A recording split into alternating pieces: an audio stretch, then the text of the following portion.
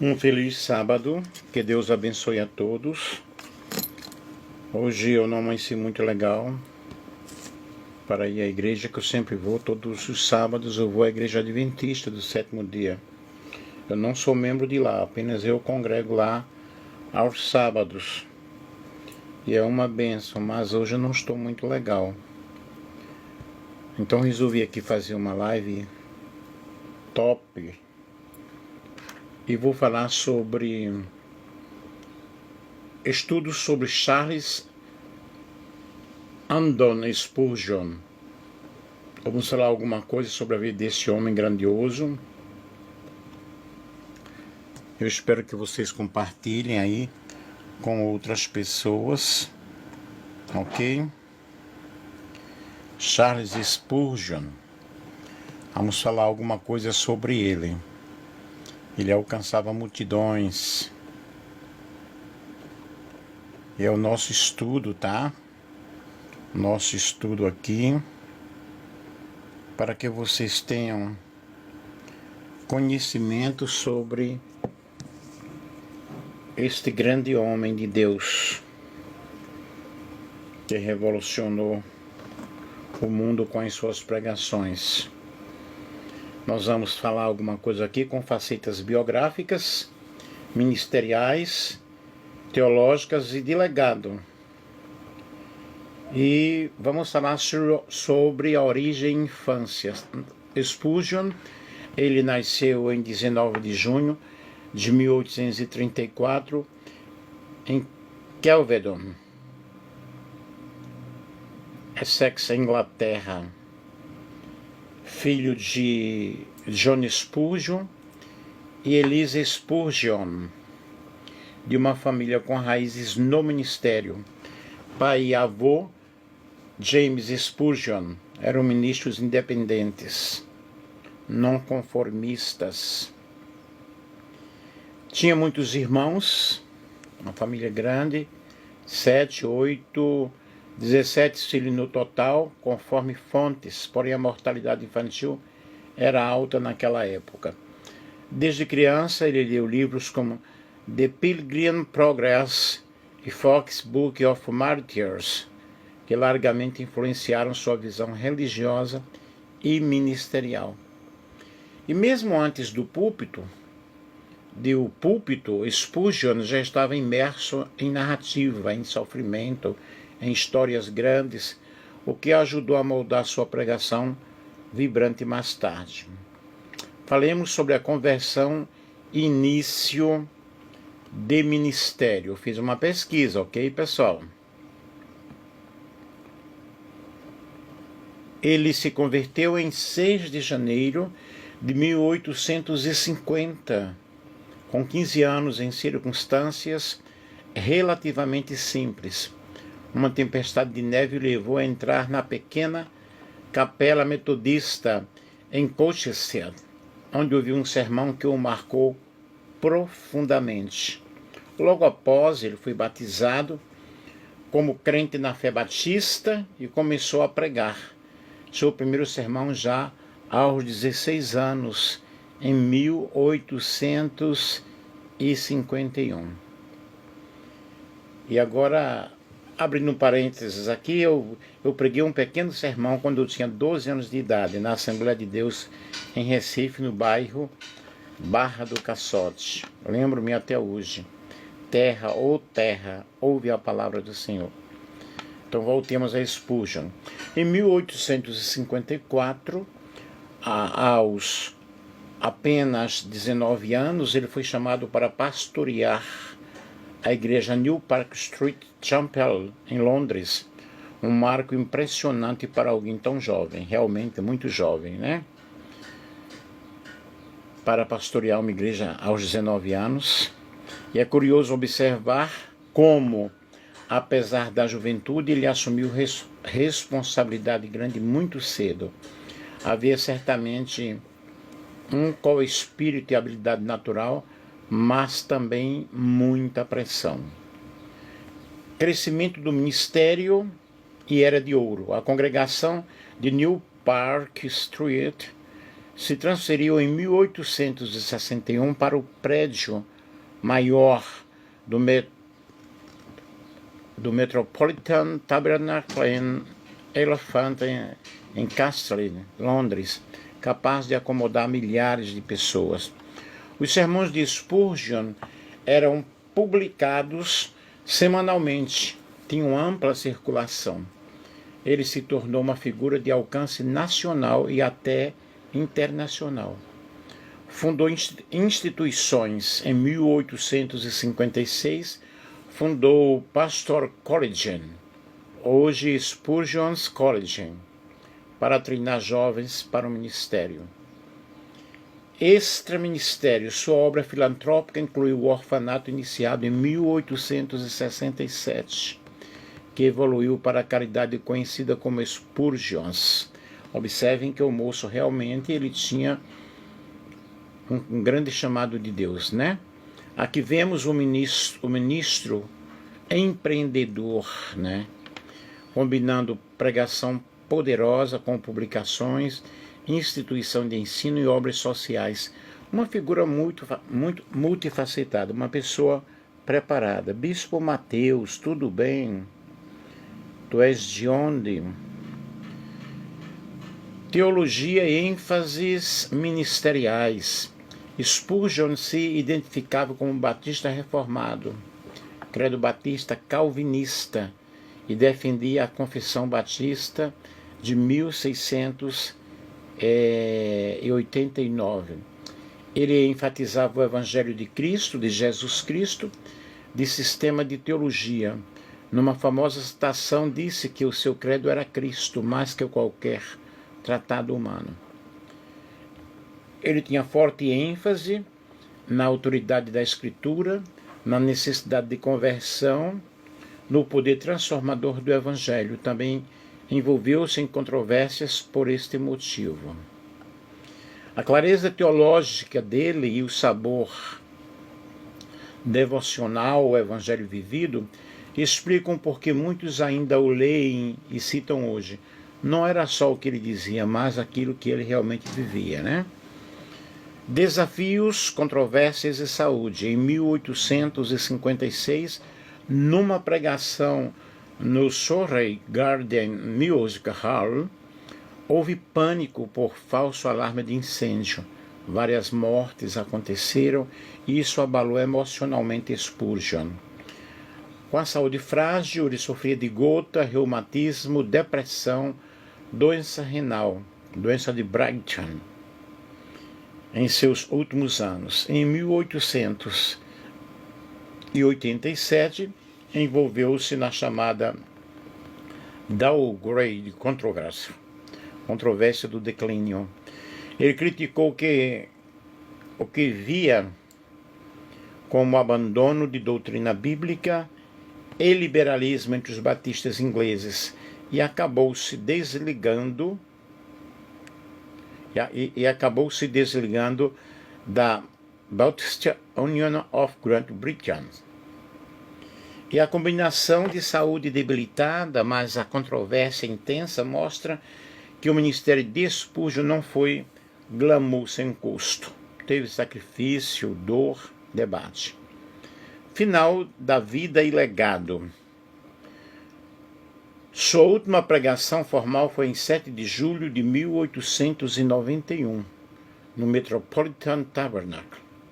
Ele faleceu em 31 de janeiro de 1892 em Menton, França, aos 57 anos. Observem que ele realmente partiu desta vida para outra muito cedo.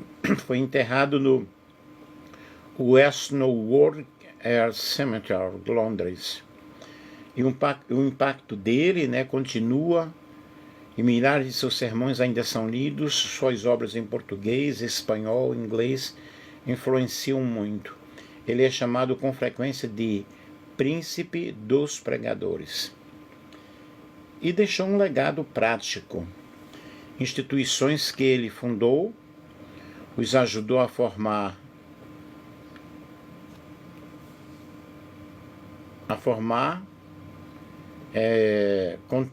contínua ou não, né? Continua uma formação contínua em operação no Spurgeon's College e Spurgeon Charity.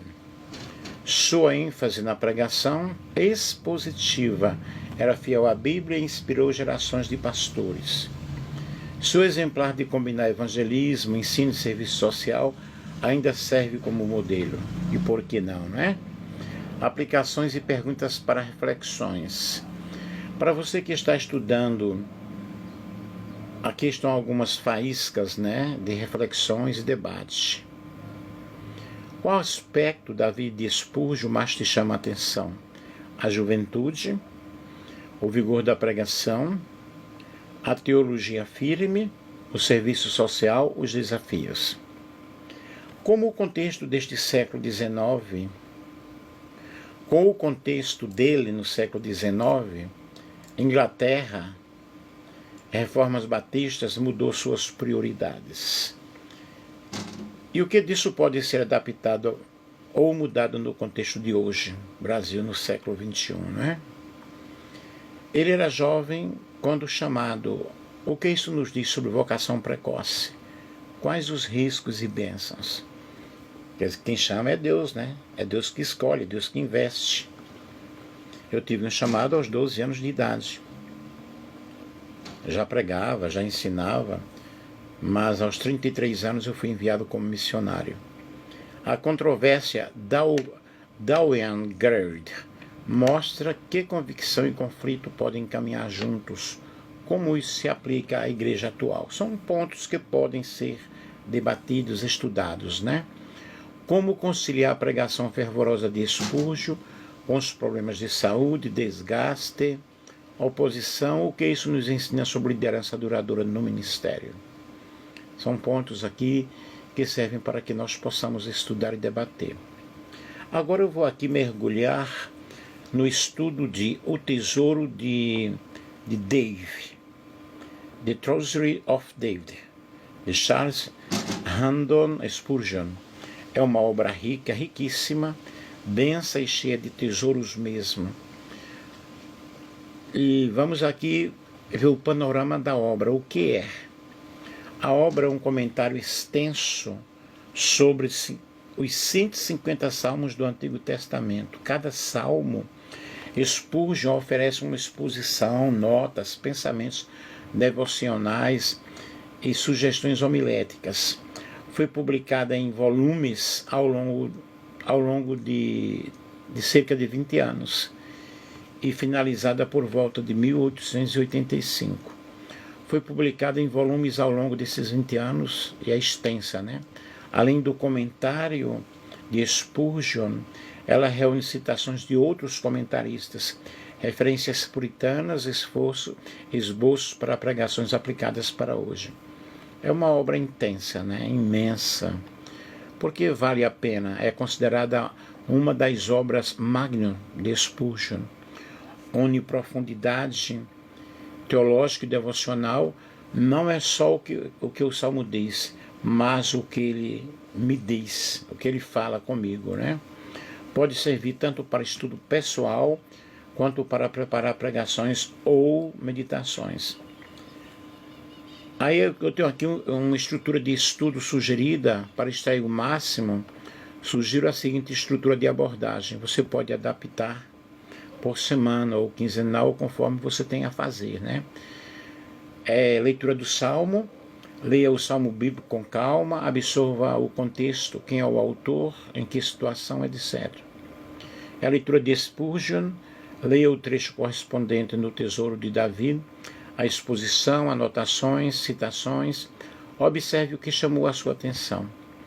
E numa reflexão pessoal, pergunte-se o que este salmo está me dizendo hoje. Como este pensamento de Spurgeon me desafia ou conforta. E numa aplicação concreta, pense em como aplicar no seu dia a dia, atitude, relacionamento, adoração e luta interior. E anotações e esboços, registre insights, frases que marcam possíveis pontos de pregação ou meditação para outros. E se você quiser, discuta com um pequeno grupo ou um mentor o que você aprendeu, o que os outros veem. Isso aqui é uma boa ideia, pessoal. Nós temos na Bíblia 150 salmos e você pode, em 150 dias, cada dia meditar em um salmo, fazer um estudo sobre o salmo, fazer um esboço sobre o salmo, ver o que aquele salmo está falando, em que contexto, em que situação, para que tipo de pregação serve, como você pode aplicar isso para a tua vida pessoal. Imagina, se você faz isso em 150 dias, você terá um estudo vastíssimo. Você pode fazer realmente uma pesquisa maravilhosa sobre cada salmo, né? Não que você tenha que fazer uma exegese de cada versículo e tal, mas pelo menos o assunto principal, quem escreveu, para quem escreveu, qual a mensagem central, para que serve, que aplicação você traz para a sua vida pessoal. Isso é ótimo, né? Destaques teológicos devocionais. Para dar um gostinho, aqui vão dois ou três destaques que aparecem na obra, que são bastante recorrentes. Delighting in the law of the Lord, que é Salmo 1. Spurgeon aponta que o homem abençoado deleita-se na lei do Senhor, e na sua lei medita de dia e de noite. A ideia é que a palavra de Deus não é só obrigação, mas deleite, companhia, guia. Aqui já tem um caminho para que você possa realmente fazer um estudo sobre o Salmo 1, né? O deleite do cristão na lei do Senhor. Olha que tema maravilhoso. Eu vou até seguir isso aqui, tá? A condição do ímpio versus a condição do justo. Ele destaca o contraste forte que os salmos fazem entre quem confia em Deus e quem não confia, como no início do Salmo 1. O caminho dos ímpios perecerá. Outro estudo aí, né? Conforto em aflição, no Salmo 133, por exemplo, ele comenta: espiritualmente estamos sob o cuidado dele. Ele nos visita como o cirurgião visita seu paciente. A cura, perdão e a rendição. Aplicações práticas para você. Como estamos no Brasil, na realidade brasileira, aqui vão ideias de como aplicar esse estudo. Use o livro como material devocional, por exemplo. Leia um salmo, mas Spurgeon, né? E também leia sobre Spurgeon cada manhã. Medite ao longo do dia. Em grupos de estudo ou célula, você escolhe um salmo, no caso aqui por mês, e compartilha seus pensamentos, os pensamentos de Spurgeon, né? E convida aquele grupo também a seguir isso aí. Gente, nossa, aqui é mensalmente, né, no caso. Mas quem trabalha com célula pode fazer isso semanal. Para pregação ou ensino, se você for líder ou pregador, os Hikes to the Preaching, as dicas de pregação que Spurgeon insere, podem ajudar a montar esboços. E para a vida pessoal, ao ler os comentários, observe não apenas o que Deus fez no Salmo, mas o que Deus está fazendo em nós, né? Na tua vida. Traduzindo para o contexto brasileiro, muitos salmos falam de sofrimento, de expressão, de esperança, e temas muito relevantes aqui. Então use-os para conforto e ação. É interessante você pegar o livro de Salmos, estudá-los e aplicá-los ao contexto brasileiro, né? Desafios de cuidado. Nada é perfeito sem crítica. E aqui estão alguns pontos para você ficar atento. A linguagem antiga, no estilo vitoriano, e pode haver trechos mais difíceis de entender ou de referências que datam do século XIX. Os enfoques teológicos. Spurgeon era batista reformado e algumas de suas interpretações têm esse viés. É bom ler com mente crítica e contextualizar. Volume e densidade. A obra é grande, pode cansar. Talvez não seja para ler de cabo a rabo em pouco tempo, mas fragmentadamente. O contexto cultural é diferente. E aqui tem algumas analogias dele, né? E eu tenho aqui várias referências onde podem ser pesquisados os assuntos, mas eu não vou falar para vocês. Eu dei uma ideia aqui para vocês sobre o estudo de Salmos, né? E nós estudamos, não é na realidade um estudo, mas é uma informação sobre Charles Haddon Spurgeon. Esse trabalho aqui, essa pesquisa é do pastor Nelson Alves de Andrade, né? Eu pesquisei e estou passando para vocês. Passei para vocês aí. Talvez alguém nunca tenha escutado, né? Ou nunca estudou sobre Spurgeon. É bom que você estude, é bom que você veja. E interessante aí sobre os Salmos, né? São várias obras na realidade dele, obras magníficas, obras maravilhosas. E é interessante nós vermos as obras de Spurgeon. Deixa eu ver aqui.